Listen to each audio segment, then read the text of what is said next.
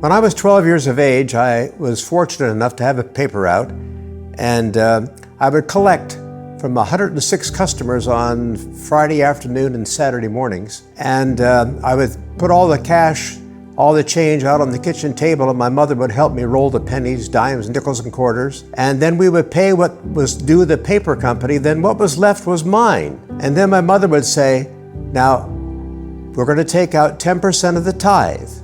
And she would take 10% of what was left for tithe. And then she would say, how much are you going to donate to missions this week?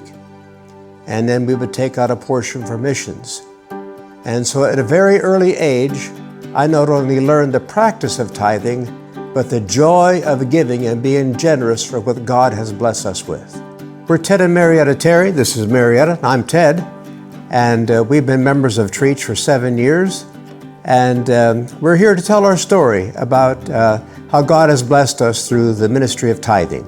After Ted and I were married, we practiced this and were faithful for a long time, but then children came and times would get tough and we weren't as faithful.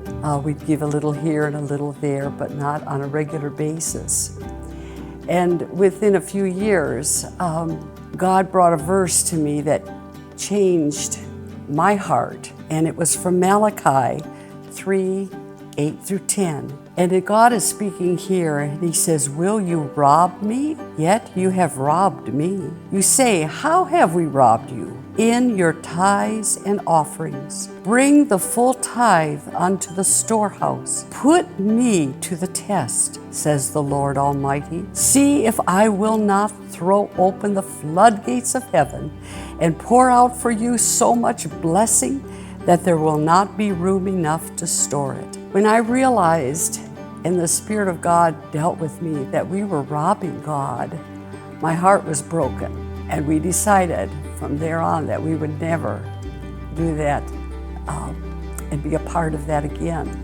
I think any time that we are obedient to the Lord, it expands our love for Him, it expands our love for others, it opens our heart to the needs of others, and the joy that you receive from giving is like none other, I would say.